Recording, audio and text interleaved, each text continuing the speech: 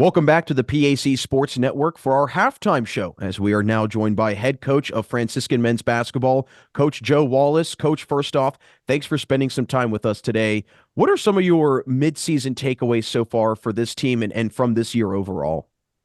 Yeah, I mean, it's been an up and down, but the group has been really, a together group. You hear that a lot in coaching, but this group really has, compared to what we dealt with last year. We had a difficult season on and off the court with not having the field house till Christmas, and it just wasn't a great season of what we were expecting last year. But we've had really good leadership at the top. And there's been an influx of freshman talent into this program this year, and I think our guys have done a wonderful job of instilling our culture to them, and we're starting to see some of the payoffs of that right now. As we're playing better, a lot better actually, but the results, are still not close to what we really want them to be yet at this point. Yeah.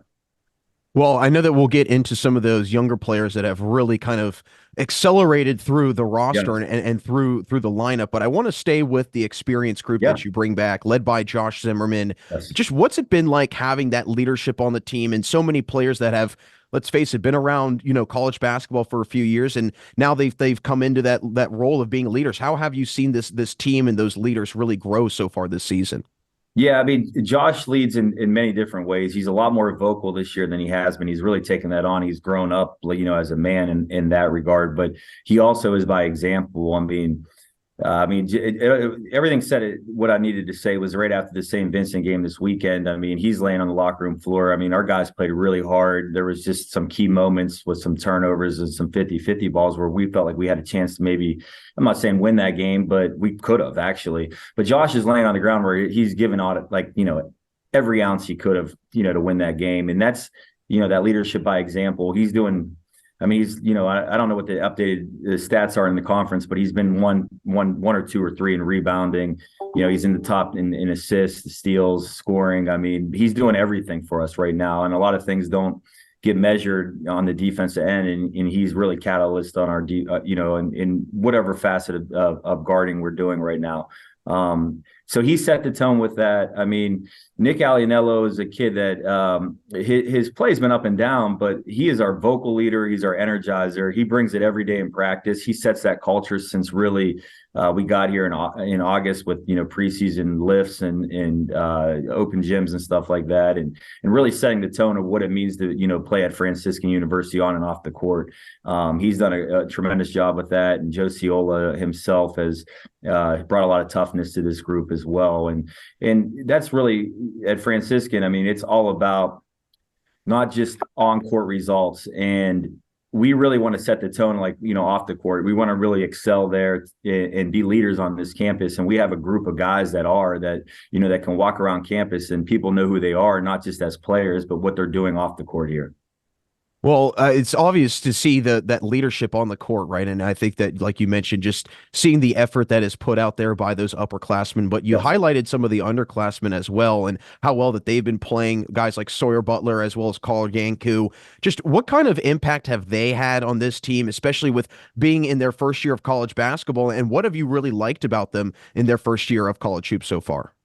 I mean, number one is they're both fearless. They both play extremely hard. They understand that level of commitment already as freshmen, how hard it is to play at this level and how much you have to compete on both ends of the floor. They both jump right out the gate in practice. The two of them are continuing to learn new things every game, really, how different teams are trying to match up guarding them, or what we're seeing, on with different defenses with Sawyer. I mean, he has the ball in his hands a lot. Teams are, going from a zone to a man, or if we're seeing pressure. But yeah, Sawyer is extremely confident, and we love that about him. I mean, he trusts his game. He puts the work in, but he's a very cerebral kid. When he's very coachable, whatever we're trying to tell him to do, he's taking it, to heart. He's working on that. And the thing about Carl is he's just absolutely relentless. He's just relentless. And when he figures out how to play a little bit, the IQ side of it, I mean, he's going to be a really good player. But they're constantly learning. Their practice time, they're not who they are on game day. when it's game day, we got to let them just go at times. But during practice, it's constantly teaching both of those guys. But what they've brought to the table this year has been immense to the success we've had at this point. But what I feel when I've told a lot of people about this team is that I felt like mid-January, and we're sitting here on the 15th talking. I know that this is going to be played at halftime, but we felt like at this point, this team is going to really start to take off because of, having guys like that have been around now, that they're freshmen, but they really are sophomores at this point now because of how much they've played. And I feel like we're going to really start taking this big step forward starting right now this week, in my opinion. Well, it's definitely exciting when you have kind of all those pieces coming together and starting to mesh with a little bit of the experience, with a little bit of those newer players as well. But Coach, it's been great to have you on for our halftime show. Before we let you run, want to hear from you, especially with a new playoff format this year, so a little bit of a new change in the conference. What aspect, whether it's offensively or defensively, do you think will allow your team to make that push towards the final 6 teams in the conference and make a run in the PAC tournament? Oh, I mean, with us, it's going to come down to the defensive side. We've got to take a bigger step forward in being able to guard. I mean, there's a lot of variances in offense in this league, and us is getting more mature going into each game and how to guard and prep that way. That's a big step because we talked about having some youth and understanding that things change each game. We can take a big step on that end, not a big step, but I just think, just a little bit of, increase on the defense end. It's going to allow our offense to even move even better just because we feed off our defense. I mean, we're a transition team and on the offensive end. And I think that's going to be the key for us. I mean, we got to take a big step forward defensively with our focus. And if that happens, then we'll have ourselves a really good chance probably heading into that final week to get into that final 6. Well, it's definitely going to be an exciting finish to the PAC schedule. Coach, again, thanks so much for stopping by today, and good luck the rest of the year. Thank you so much. That's Franciscan's men's basketball coach, Joe Wallace. Don't move a muscle, as we will have redshirt senior guard Josh Zimmerman from Franciscan basketball join us when we return right here on the PAC Sports Network.